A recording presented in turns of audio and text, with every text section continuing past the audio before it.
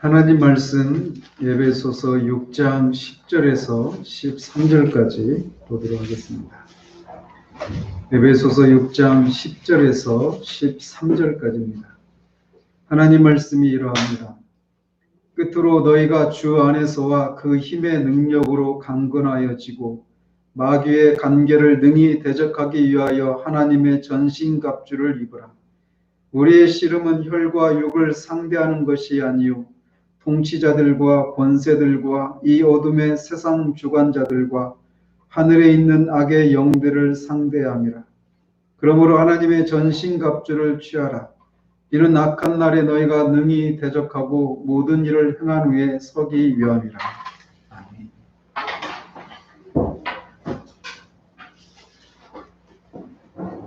지난주에는 마귀가 우리를 낙심하게 하는 그런 괴계에 대해서 살펴보았습니다. 특별히 다른 사람에 비해서 더 낙심하기 쉬운 그런 기질의 사람들이 마귀의 공격을 다 받기 쉽다라고 말씀드렸습니다. 그래서 이런 사람들은 잘못된 자기 성찰의 과정을 거쳐서 낙심이라고 하는 마귀가 쳐놓은 올무에 빠지게 됩니다. 그렇기 때문에 이런 낙심하게 하는 마귀의 괴계를 물리치기 위해서는 내가 어떤 기질의 사람인가, 내가 어떤 부분에서 잘 넘어지는 그런 사람인가를 알 필요가 있다고 말씀드렸습니다. 또 마귀는 우리의 기질을 사용해서 그렇게 낙심하게 할 뿐만 아니라 우리가 예를 들면 전기 같은 그런 것을 잘못된 방식으로 읽어서 나는 왜 이런 진보가 없을까? 나는 왜 이런 은혜가 없을까? 라고 하는 생각을 가지고 그것을 인해서 상한 심령으로 주님 앞에 나가서 은혜를 구하고 그들이 경험했던 것을 실제로 경험하게 되는 이런 방향으로 나가지 않고 이런 것이 없는 나는 과연 그리스도인이 맞는가? 라고 하는 식으로 우리를 낙심하게 하는 마귀의 괴계가 있다고 말씀드렸습니다. 그리고 그런 경우에 또 우리가 하나님이 우리를 다른 사람이 되게 하는 것이 아니라 우리가 우리 되게 하는 것이 하나님의 뜻이다라고 하는 것을 아는 것을 통해 그런 것을 극복할 수 있다고 말씀드렸죠. 그리고 마지막으로는 선을 행하다가 지쳐서 낙심하게 되는 그 일의 배후에도 사탄이 있다라고 하는 사실을 말씀드렸습니다. 오늘은 마귀가 우리를 근심과 걱정에 사로잡히게 해서 우리를 낙심하게 하는 그런 경우에 대해서 살펴보도록 합니다. 지난주에도 잠깐 말씀을 드렸지만 어떤 면에서 보면 마귀는 우리 자신보다 우리 자신에 대해서 더 잘 알고 있는 경우가 많습니다. 그래서 사람들 중에는 다른 사람에 비해서 근심과 걱정을 하는 것에 더 민감한 사람들이 있는데 마귀는 그런 사람들의 기질을 사용해서 다른 사람들보다 어떤 상황들에 대해서 더 염려하게 하고 걱정과 근심에 사로잡히게 만드는 일들을 합니다. 그래서 그로 하여금 온통 그 어떤 일에만 그의 생각과 에너지를 다 쏟아붓게 하고 진을 빼게 해서 아무것도 하지 못하게 만드는 일을 합니다.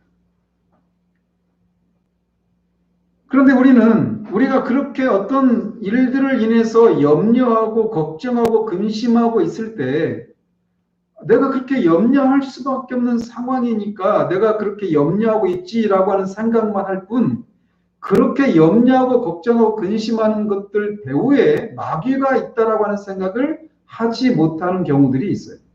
오늘 바로 그런 얘기를 하려고 하는 겁니다. 우리가 흔히 염려에 사로잡히게 되는 일들은 그 종류를 헤아릴 수가 없이 다양합니다. 그렇지만 그것을 오늘은 크게 세 가지 범주로 나누어서 살펴보려고 하는데 첫 번째는 현재 우리가 처해 있는 어떤 상황 때문에 염려하고 근심하는 그런 경우들입니다. 그리고 미래의 어떤 일들을 염려하는 것을 인해서 염려와 근심 걱정에 사로잡히는 그런 두 가지 경우를 살펴보려고 합니다. 현재의 상황에 상황을 인해서 염려하는 것 한 가지와 미래와 관련해서 우리가 염려하는 두 가지 경우, 그래서 총 세 가지 경우를 우리가 살펴보려고 하는 거예요. 그래서 먼저 우리가 걱정과 근심에 사로잡히게 되는 것은 지금 우리가 현재 처해져 있는 그런 환경 때문인 경우가 많습니다. 집사님도 기도하셨지만 이번 한 주간도 장담컨대 여러분이 처한 현재 어떤 환경으로 인해서 염려와 걱정에 사로잡힌 경험이 분명히 있을 겁니다. 어쩌면 지금도 예배하는 이 시간에도 그 염려 가운데 여러분이 있을 수도 있어요. 제가 이렇게 말씀드리면서 곧장 그 문제가 여러분에게 떠오를 수도 있단 말이죠. 우리는 이처럼 우리를 둘러싼 환경으로 인해서 얼마나 자주 주님이 주시는 그런 기쁨과 평강을 잃어버리고 구원의 감격도 없이 내가 정말 구원받은 사람인가 아닌가를 도무지 알 수 없이 그렇게 염려에 사로잡혀 사는 경우들이 굉장히 많습니다.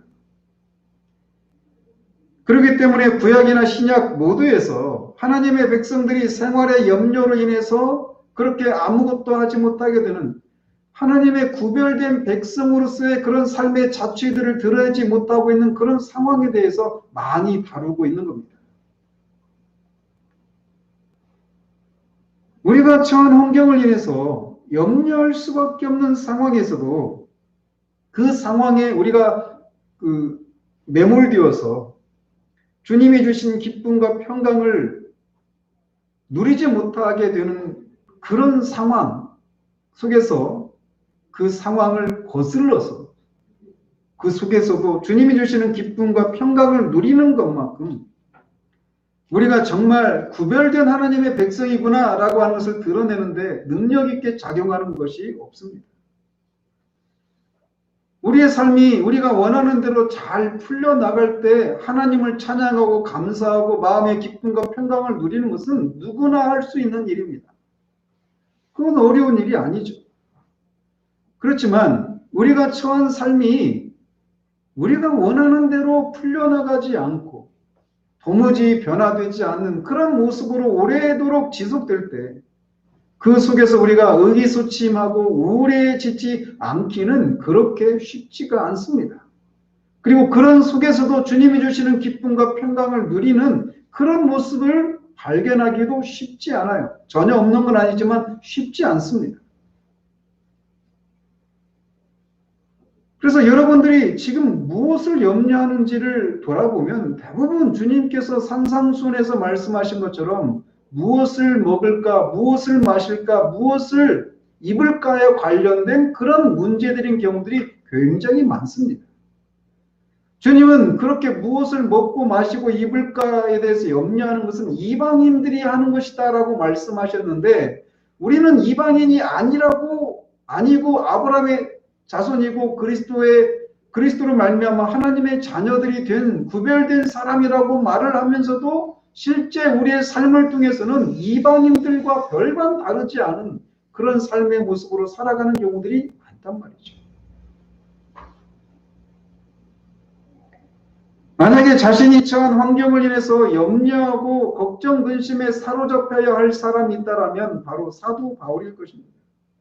우리가 계속해서 수요 기도회에서 빌립보서를 강의하고 있는데 거기서도 말씀드렸지만 빌립보서를 쓰고 있는 그 상황 가운데 있는 사도 바울은 거기에 그 감옥에 갇히기까지 정말 주님을 담에색 도상에서 만난 이후로 그에게서 고난과 환난이라고 하는 그 두 단어를 떼고는 그의 삶을 설명할 수 없을 정도로 끊임없이 고난과 환난의 연속이었습니다.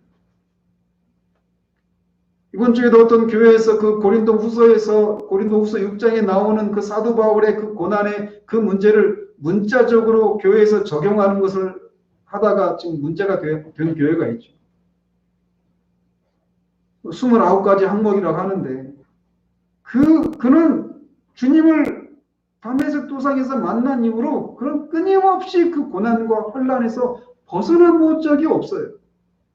그리고 그 고난을 그 환난을 계속 겪고 오다가 결국은 빌립보 감옥에 갇히고 있는 겁니다. 그리고 그 상황도 고난이 연속이었어요. 근데 그가 빌립보서를 통해서 빌립보 성도들에게 주 안에서 기뻐하라 라고 말을 하는 거예요. 자신은 자신의 상황에 대해서 전혀 염려하지 않고 있다라고 말을 하는 겁니다. 그러면서 빌립보서 4장 6절에 보면 아무것도 염려하지 말라라고 말을 하고 있어요. 그가 처한 현재 그 상황은 정말 염려할 수밖에 없는 상황이었지만 그는 아무것도 염려하지 말라라고 말합니다. 그야말로 아무것도예요. 그 어떤 것도 너희들로 하여금 염려에 사로잡히게 만들어서 너희들이 마치 이방인들인 것처럼 행동하도록 하게 만들지 마. 이방인처럼 행동하도록 만들지 말라라고 말하고 있는 겁니다. 그러면서 그는 모든 지각에 뛰어난 하나님의 평강이 그리스도 예수 안에서 너희 마음과 생각을 지키실 것이다 라고 하는 말을 통해서 우리가 처한 환경을 인해서 우리가 염려하게 만드는 것의 뿌리에 무엇이 있는가를 시사해주고 있습니다. 그것은 바로 마음과 생각이에요.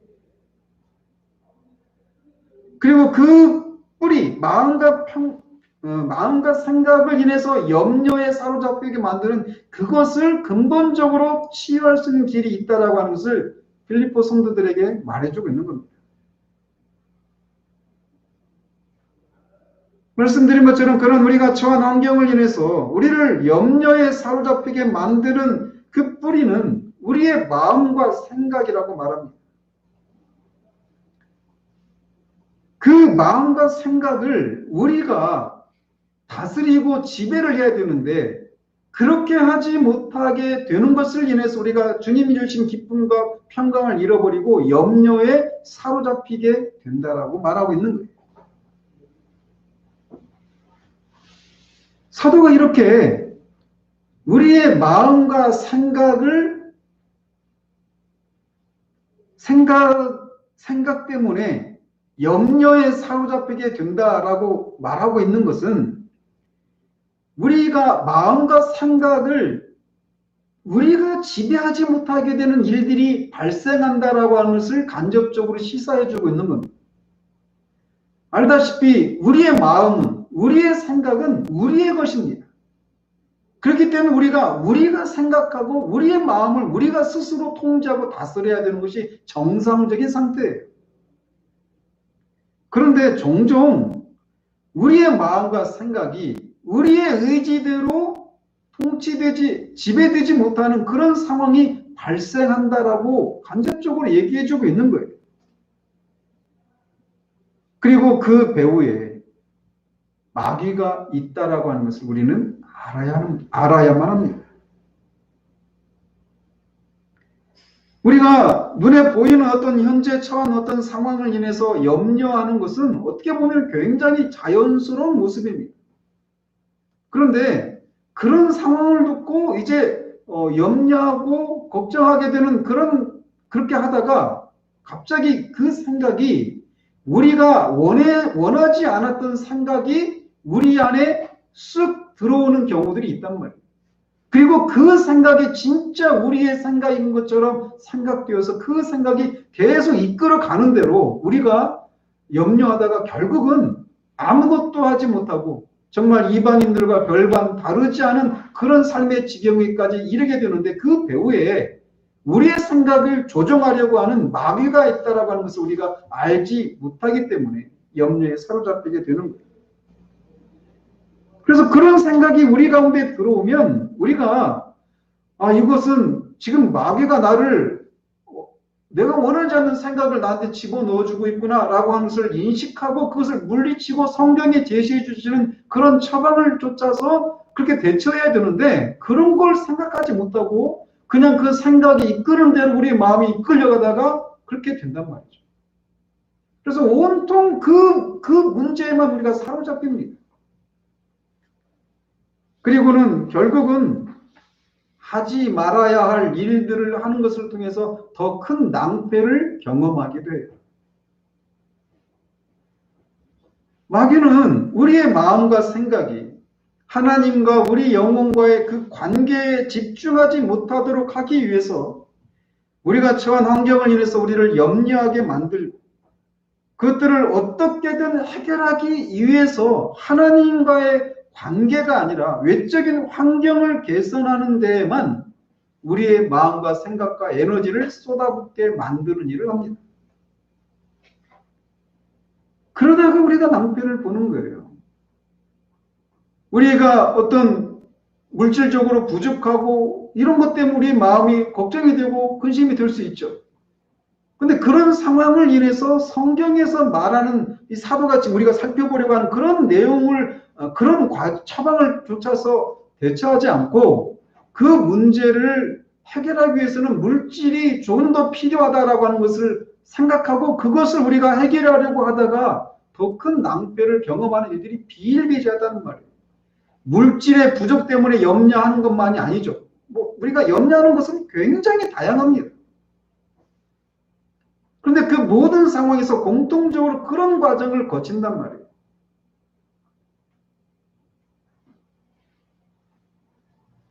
철로 역정에 보면 번연이 이것을 이런 식으로 비유하고 있어요. 즉, 그 벽난로에 불이 지펴져 있는 활활 타오르고 있는데 그 앞에서 한 사람이 계속 그 불을 끄려고 막 물을 뿌리는 겁니다.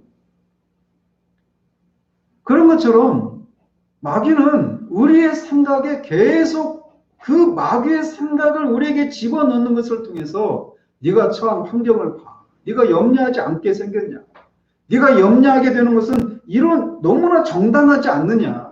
그리고 이렇게 되어 있는 상황을 네가 그냥 가만히 두 손 놓고 있으면 어떻게 하겠다는 거냐 라고 하면서 그 문제를 스스로 해결하도록 계속 우리를 이끌어가는 거예요. 그리고 온통 그 문제에만 사로잡히게 만들고 거기서 하나님도 있고 하나님을 기억하고 하나님께 도움을 구한다고 하지만 그 속에서도 올바른 방식으로 하나님을 찾고 구하지 않게 만드는 올바른 마음의 상태가 아닌 상태로 하나님을 찾고 구하게 만드는 일을 통해서 우리를 낭패를 보게 만드는 일을 한단 말이에요. 그렇기 때문에 우리가 현재 처한 그런 상황을 인해서 염려하고 걱정하고 근심하게 하는 그 배후에 마귀의 계계가 있다라고 하는 것을 우리가 알고 그것을 먼저 인식하는 일이 필요합니다. 구체적으로 어떻게 되는가를 떠나서 내가 이렇게 염려에 사로잡히는 것의 배후에 마귀가 있구나라고 하는 이 사실을 먼저 인식을 할 수 있어야 돼요. 우리는 말씀드린 것처럼 그냥 우리가 보이는 그 현실 때문에 내가 너무나 자연스럽게 그런 것 때문에 내가 심리적으로 염려하고 걱정하고 있다라고만 생각하기가 쉽지 그런 생각을 우리에게 집어넣어주는 마귀가 있다라고 하는 것을 생각하지 못할 수 있단 말이에요.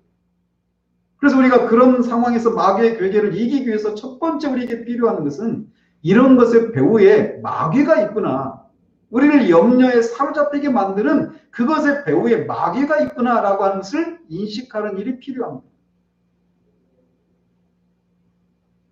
뿐만 아니라 그렇게 걱정하고 염려에 사로잡혀 있는 우리 스스로 책망하는 일이 있어야 돼요. 우리가 정말 그리스도인이라면 우리는 걱정과 근심에 완전히 사로잡혀 진이 다 빠져서 주님이 주시는 기쁨과 평강을 누리기는커녕 마치 하나님도 계시지 않은 것처럼 살아갈 권리가 우리에게는 없다는 사실을 기억해야 합니다. 눈에 보이는 환경이 너무나 우울하고 암담한 경우에 염려하고 걱정하는 것은 우리에게 너무나 자연스럽기 때문에 우리는 그렇게 염려하고 있는 우리 자신에 대해서 이상하게 생각하지 않을 수 있습니다. 그렇지만 그런 상태에 있는 것은 우리에게 주어진 권리가 아니에요. 우리는 시편 기자가 하듯이 그런 상황 가운데 있는 우리 영혼을 스스로 꾸짖고 우리에게 다른 길이 있다라고 하는 것을 스스로 상기시켜야만 하는 거예요. 그리고 이런 작업들에는 훈련이 필요하다는 사실을 기억해야 됩니다. 마귀와의 영적인 싸움은 신자가 되면 저절로 알게 되는 것이 아닙니다. 한 번의 어떤 승리의 경험이 앞으로도 계속해서 우리를 승리하게 하는 그런 보장의 길이 아니에요. 여기는 훈련이 필요한 겁니다. 그렇다면 현재 자신이 처한 상황을 인해서 염려에 사로잡힌 사람을 향한 사도의 처방은 무엇입니까? 사도는 그런 상황 가운데 있는 사람에게 단지 염려하지 말아라, 걱정하는 것을 그만 멈춰라, 그렇게 하는 것은 너를 소진하게 할 뿐 아무런 실제적인 도움도 되지 않으니까 그냥 걱정하지 말아라 이라고만 말하고 있지 않습니다. 아무것도 염려하지 말라라고 하는 말에 이어서 그는 다만 모든 일에 기도와 간구로 너희 구할 것을 감사함으로 하나님께 아뢰라고 말을 합니다. 우리가 염려할 수밖에 없는 그런 상황 가운데 우리가 해야 될 일은 기도와 간구로 우리의 구할 것을 감사함으로 하나님께 아뢰는 일이 있어야 하는 거예요. 이 말씀이 단지 그냥 우리가 그렇게 염려하게 되는 상황이 있을 때 하나님 앞에 기도해야 되겠구나 라고 그런 간단한 의미가 아닙니다.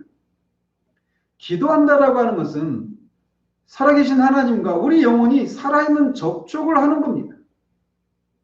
그 기도를 통해서 하나님과 우리가 만나고 교제를 하는 거예요.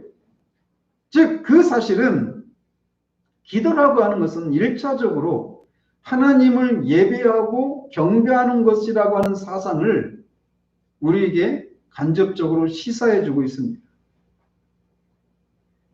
그러므로 우리가 염려하게 되는 일이 있을 때 하나님께 곧장 나아가서 하나님 나한테 이것이 필요합니다. 그러니 빨리 공급해 주셔서 나로 하여금 이런 염려에 사로잡히지 않을 수 있도록 해 주십시오. 이렇게 어떤 구체적인 간구의 내용으로 들어가는 것이 아니라 먼저는 기도를 들으시는 하나님을 예배하고 경배하는 그런 마음이 먼저 있어야 한다라고 말하는 거예요.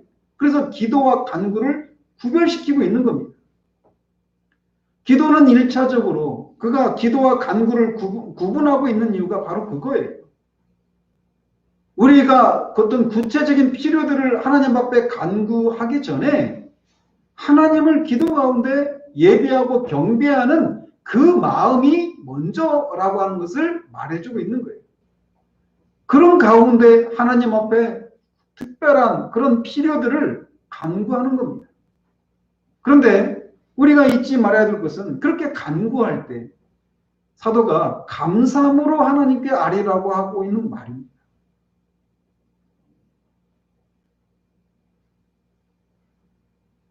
우리가 처한 환경으로 인해서 염려할 때 마귀는 우리의 생각에 말씀드린 것처럼 자기의 생각을 집어넣습니다. 그리고 그가 집어넣은 생각으로 인해서 염려와 걱정에 사로잡힌 우리의 마음은 하나님을 향해서 원망하는 마음이 들어오게 됩니다. 아니 하나님께 내가 어쨌든 하나님의 뜻대로 살려고 하는데 왜 나한테 이렇게밖에는 안 하시지? 라고 하는, 왜 이런 상황에서 이런 식으로 또는 저런 식으로 하나님이 나한테 어떤 도움을 주시지 않지? 라고 하는 나를 대우하시는 하나님의 처사가 정당하지 않다라고 하는 생각들이 우리 가운데 들어오면서 하나님을 향한 원망이 우리 가운데 생겨나는 겁니다.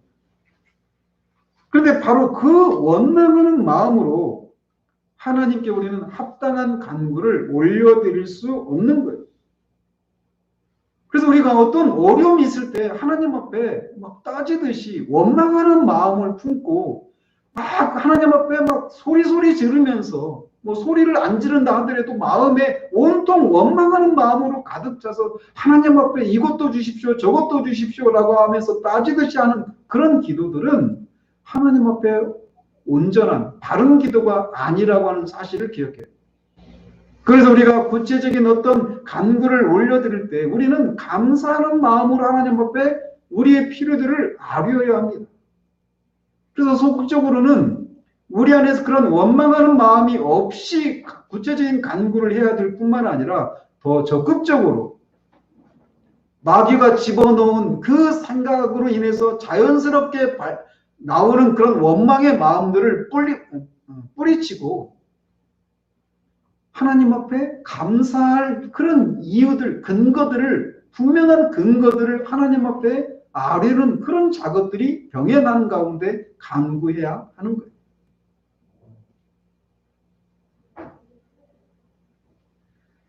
내가 지금 비록 이 순간에는 고통 중에 있긴 하지만 하나님께서 나에게 베푸신 그 구원의 은혜를 인해서 나는 감사하겠다라고 하는 그런 마음으로 하나님 앞에 나아간 하나님이 나에게 베푸신 그 은혜가 무엇인지를 우리는 적극적으로 되새기고 일깨우는 방식을 통해 하나님을 향해서 감사하는 마음을 품고 간구해야 돼요.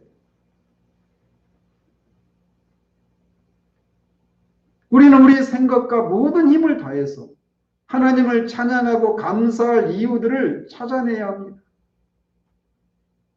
분명히 염려되고 걱정되는 상황임에도 불구하고 하나님은 선하시고 우리를 사랑하신다라고 하는 사실을 상기하면서 하나님께 감사를 드리고 우리의 필요를 아뢰어야 하는 겁니다.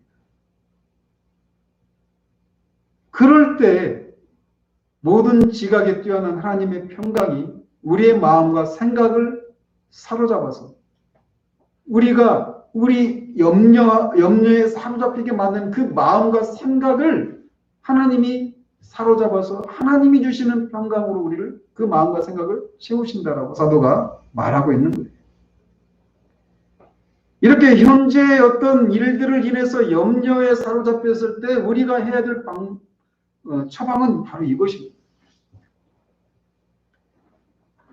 또 우리가 자주 걱정과 근심에 사로잡힌 이유가 있다면 아직 일어나지 않은 미래의 일에 대한 염려와 불안 때문인 경우가 많습니다. 이것도 역시 기질적인 영향을 많이 받는 요소입니다. 어떤 사람들은 선천적으로 늘 어떤 염려하는 그런 사람이 있어요. 우리 아이들 어렸을 때 읽었던 그 동화책에 그 걱정 많은 참새 이야기가 있어요. 끊임없이 걱정합니다. 매사에 걱정해요. 내가 날 수 있을까? 떨어지면 어떻게 될까? 먹이를 먹을 수 있을까? 나가면 잡을 수 있을까? 수없이 많이 걱정합니다. 선천적으로 그런 사람이 있어요. 그런 사람들은 그게 너무나 자기에게 자연스러운 것이기 때문에 그냥 미래에 아직 일어나지도 않은 일인데 그것을 가지고 미리 염려하고 걱정하는 그런 사람이 있습니다. 또 반대로 그런 것에 대해서 굉장히 담대하고 걱정하고 염려하지 않는 그런 기질의 사람도 있습니다. 근데 어쨌든 마음속에 늘 미래의 일을 상상하면서 그때 어떻게 될까? 내가 죽으면 우리 가족들은 어떻게 되지? 내가 병들면 어떻게 하지? 아마 여러분들이 지금도 이런 말씀을 들으면서 여러분들이 아직 일어나지 않은 일들을 가지고 어떻게 염려하고 걱정하고 있는지 너무나 이 한 주간의 삶만 돌아보아도 그런 문제들로 우리가 많은 걱정과 염려를 하고 있었다라고 하는 것을 정직하게 고백하지 않을 수 없을 겁니다. 우리 주님은 내일 일을 위하여 염려하지 말라. 내일 일은 내일이 염려할 것이요 한날의 괴로움은 그날로 족하다라고 말씀하셨지만 우리는 오늘 일로 염려하는 것도 모자라서 내일 염려해야 될 것을 미리 앞당겨서 염려하는 일들이 굉장히 많이 있습니다.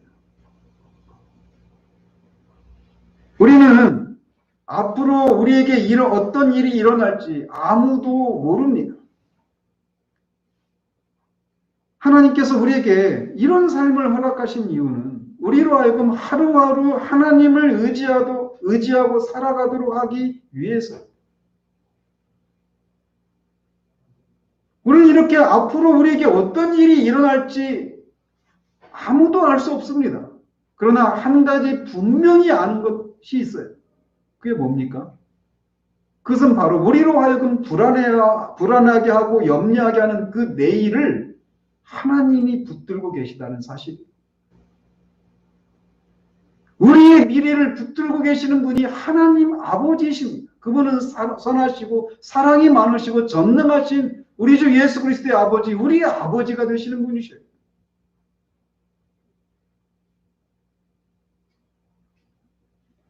그 하나님 아버지는 우리를 사랑하셔서 그분의 아들을 십자가에 내어 주시기까지 하신 사랑의 하나님이십니다. 그분이 우리의 내일을 붙들고 계시다는 사실들을 우리가 늘 상기해야 돼요. 그런 하나님이 우리에게 아들을 내어주시기까지 우리를 사랑하신 하나님이 우리에게 필요한 모든 은사를 주시지는 않지 않을까? 이렇게 염려하는 것은 넌센스인 겁니다. 하나님을 모욕하는 거예요.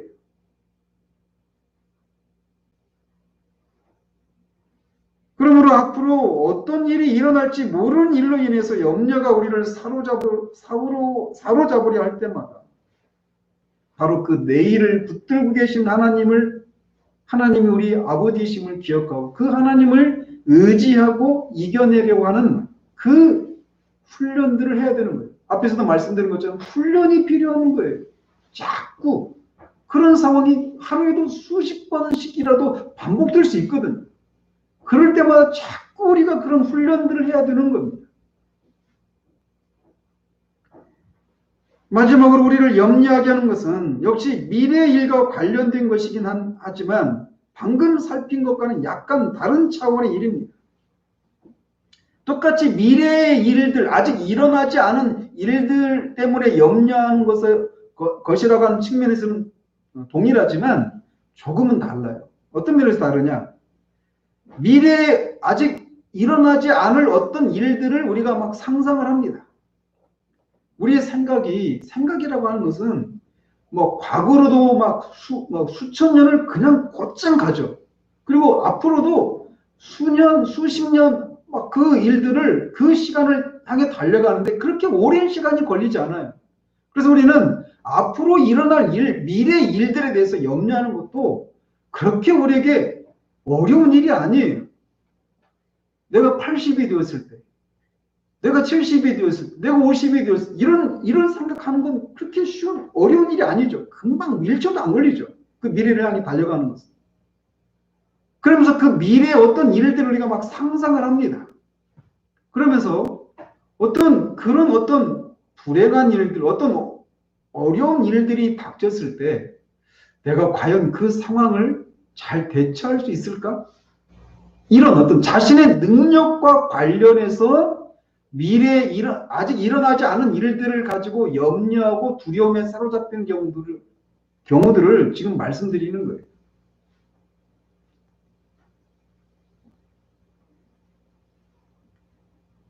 요즘 여러분이 그 코로나 이 사태로 인해서 여러분이 유튜브를 보시면 굉장히 많은 그런 설교들이 막 뜨고 있는데 그 설교들의 공통적인 특징이 있어요. 그게 뭐냐면 이제 주님의 재림이 가까이 왔다. 이 코로나 사태로 인해서 세계 단일 정부가 세워지고 제3성전이 세워지는 그걸 통해서 종교 통합이 일어나고 또 이 정부가 경제가 통합이 일어나서 결국 그것을 통해서 적그리스도가 나타난다. 그때다. 지금 그것을 향해 달려가고 있다. 이런 식의 설교들이 굉장히 많은 조회수를 기록하고 있는 것을 봅니다. 그래서 그런 상황이 올 때 주님이 오시기 전에 대환란이 있다고 하는데 그 대환란을 나는 잘 견딜 수 있을까? 이런 식의 염려들인 거예요. 만약에 전쟁이 일어나면 북한이 쳐들어온다면 내가 그 상황 앞에서 예수를 믿을 거냐 아니면 포기할 거냐 이렇게 물을 때 내가 그걸 잘 견딜 수 있을까? 이런 식으로 자신의 능력과 관련해서 미래 일들을 앞당겨서 염려하고 걱정하는 이런 것들이 있단 말이에요.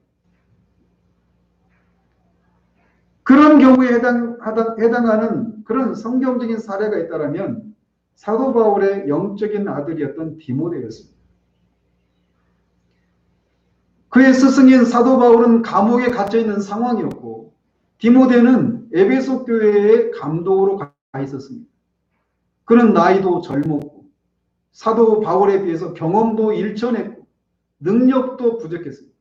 그리고 기질적으로 디모데는 어떤 굉장히 좀 소심한 그런 성격이었고 굉장히 어떤 일어나지 않을 일들을 가지고 염려한 기질적으로 그러기가 쉬운 그런 기질의 소유자였어요. 그래서 자신이 처한 상황들을 보면서 내가 이 교회가 계속 이런 환란과 이런 핍박 아래 있게 될 것인데 그런 상황을 내가 잘 견뎌낼 수 있을까? 내가 이것을 뚫고 목표를 계속해서 해나갈 수 있을까라고 하는 그런 염려로 인해서 두려움 가운데 있었던 겁니다. 그런 디모데에게 사도 바울이 디모데서를, 특별히 디모데 후서를 써 보낸 거예요. 우리는 사역과 관련해서 뿐만 아니라 우리의 삶과 관련해서도 그런 염려를 하는 경우들이 많이 있잖아요.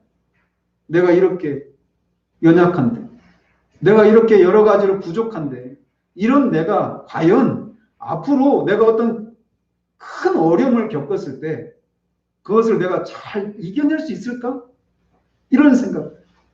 내가 지금도 여전히 어떤 어려움만 있으면 막 영적 침체에 쉽게 빠지는데 큰 시련을 앞두고 내가 그 상황 가운데서 믿음을 끝까지 지킬 수 있을까? 이런 염려들 말이에요. 자신의 무능력과 연약함, 부족함을 인해서 그것에 근거해서 내가 지금 현재 이렇게 부족하고 연약한데 앞으로 더 큰 어떤 어려움을 스스로 상상하면서 그 어려움이 닥쳤을 때 나는 과연 믿음을 끝까지 지킬 수 있을까? 이런 식의 염려를 하는 거예요.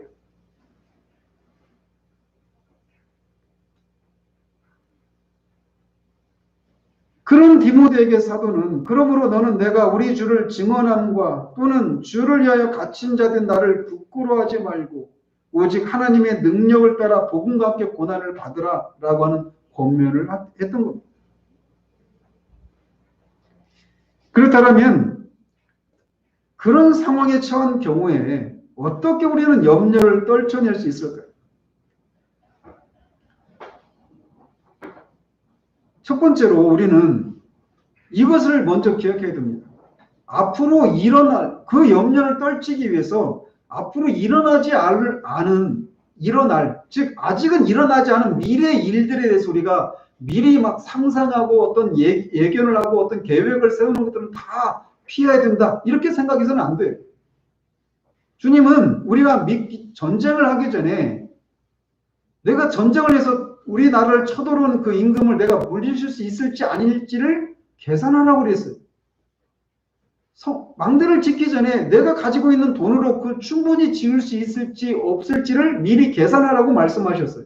그런 것처럼 너희가 내 제자로서 내 뒤를 따라오기 위해서 치르기 위한 대가가 무엇인가를 계산하라고 말씀하셨습니다.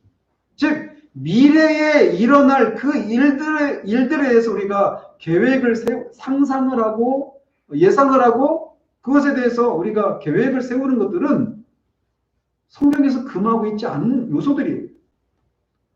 그러면 그렇게 미래의 일들을 정상적으로 예상하고 계획을 세우는 것과 그 미래의 일들 때문에 염려하는 것 사이에는 어떤 차이가 있을까요? 이 질문 속에 이미 답이 있죠. 예상을 하는데 그 예상하는 것은 정상적인데 그 상황을 인해서 우리가 염려에 사로잡히는 죄를 범한다라면 그것은 이미 우리가 잘못 가고 있는 증거라는 거예요.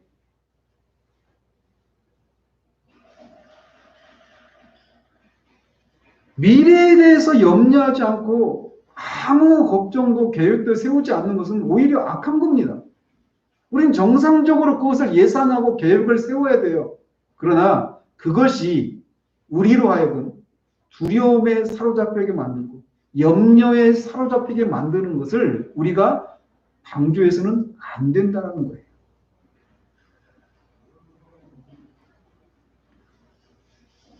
아직 일어나지도 않은 미래에 대한 염려로 오늘 우리의 삶을 살아가지 못하는 것은 시간 낭비입니다. 그래서 먼저 우리가 그것을 염두에 두고 디모데에게 사도가 어떻게 처방을 내리고 있는가를 살피고 말씀을 마치도록 합니다. 그렇게 미래에 대한 두려움에 사로잡혀 있는 디모데를 향해서 사도가 내린 처방은 두 가지 방향으로 내려졌습니다. 하나는 그를 책망하는 것이었고 하나는 그에게 어떤 진리를 상기시키는 것이었습니다. 먼저 그는 하나님이 우리에게 주신 것은 두려워하는 마음이 아니요 라고 말하면서 그렇게 아직 일어나지도 않은 일들을 자신이 이런 무능력과 연약함을 인해서 그것을 잘 극복해낼 수 있을까라고 하는 생각에 염려하고 두려워하고 있는 이 디모데를 향해서 하나님이 우리에게 주신 것은 너처럼 두려워하는 마음이 아니다라고 책망을 하고 있어요. 하나님이 우리에게 주신 것은 두려워하는 마음이 아니다. 오직 능력과 사랑과 절제하는 마음이다라고 말을 하고 있습니다. 따라서 우리는 우리 영혼이 아직 일어나지도 않은 미래의 일을 인해서 염려하고 있는 것은 어리석은 일이라고 우리 스스로에게 책망하는 일이 있어야 되는 거예요. 디모데가 처한 디모데의 문제는 그런 상황에서 하나님께서 그에게 주신 것을 바르게 인식하지 못하고 있었던 겁니다. 우리가 어떤 염려와 두려움에 사로잡혔을 때 그렇게 두기가 쉬워요. 우리의 사고가 마비가 됩니다. 그래서 제가 우스갯소리를 몇 번 말씀드렸잖아요. 강도가 막 들었을 때 너무 두렵고 급박하니까 112가 몇 번이지? 112가 몇 번이지? 막 그런다. 우리가 어떤 그 위기 상황에 처하면 정상적으로 사고를 못해요. 사고가 마비되는 거예요. 그리고 그 미래 일들을 상상하는 것을 통해서 그 미래 일들이 점점 진짜 우리에게 일어날 일들처럼 생각되어지고 그 미래 일들이 우리에게 위협을 주는 것이 더 커져가기만 하는 거예요. 그리고 그 생각 우리가 사로잡혀서 의기소침해지고 위축되는 일들이 있게 된단 말이죠. 그렇게 하지 말아야 되는 거예요. 그래서 사도 바울은 먼저 그를 그렇게 하고 있는 디모데를 책망하고 있는 겁니다. 이거 지금 아직도 일어나지 않은 일들을 인해서 네가 너의 능력이 부족하고 경험도 부족하고 연소한 것 때문에 그렇게 두려워하고 염려하고 있는 것은 네가 마치 전혀 중생하지 않은 그런 사람처럼 행동하고 있는 것이다. 그래서 나는 너에게 내가 나의 안수함으로 네 속에 있는 하나님의 은사를 다시 부릴 듯 하게 하기 위해서 너로 하여금 생각하게 하는 일들을 하겠다라고 말하면서 하나님이 너에게 주신 마음은 두려워하는 마음이 아니다. 사랑과 능력과 사랑과 절제하는 마음이다라고 하는 것을 상기시키고 있는 겁니다. 너는 디모데 이제 옛날 디모데 너가 아니다. 너는 보통 사람이 아니다. 너는 거듭난 사람이다. 그리고 하나님의 성령으로 말미암아 하나님께서 너에게 어떤 은사들을 주셨다. 근데 너는 그것을 받지 않은 사람처럼 아무런 변화도 없는 그 이방인들처럼 행동하고 있구나 라고 하는 것을 상기시키면서 그를 책망하고 있는 거예요.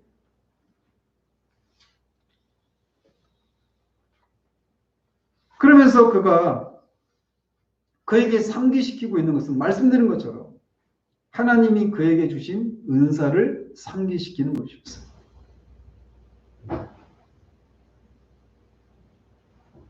그것은 바로 디모데 네 안에 성령께서 계시다라고 하는 사실을 일깨우는 것입니다.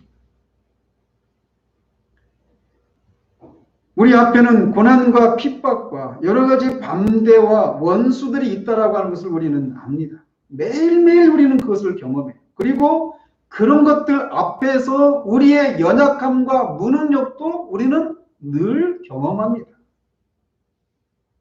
그런데 네가 헤쳐나가야 될 그런 원수와 고난과 핍박이 크고 또 그 앞에서 네가 정말 너무나 작고 무능력하고 연약하다라고 하는 것을 네가 아는 것에서 그쳐서는 안 된다.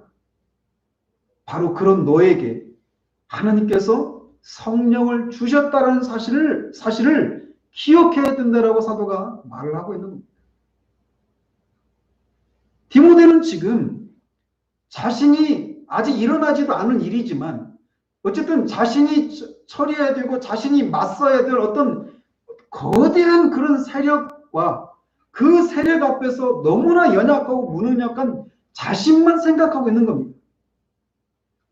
거기에는 그 싸움의 그 두 당사자만 있는 것처럼 생각하고 있는 것이 문제인 거예요.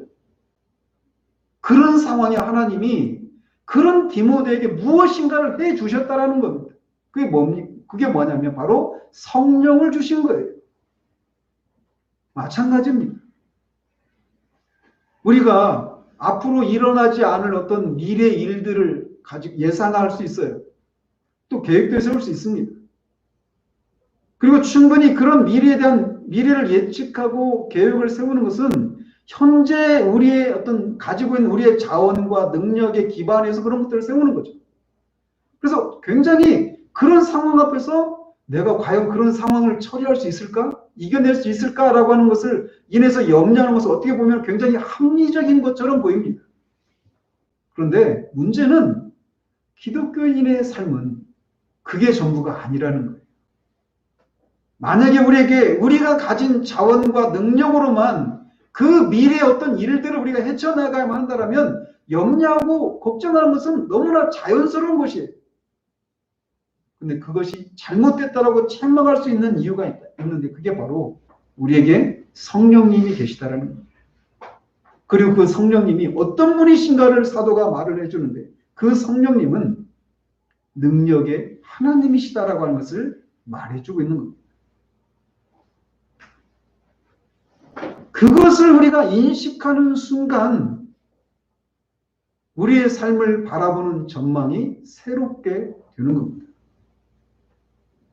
진리를 깨닫는 순간 우리에게 그런 새로운 자각이 일어나기 시작하는 거예요.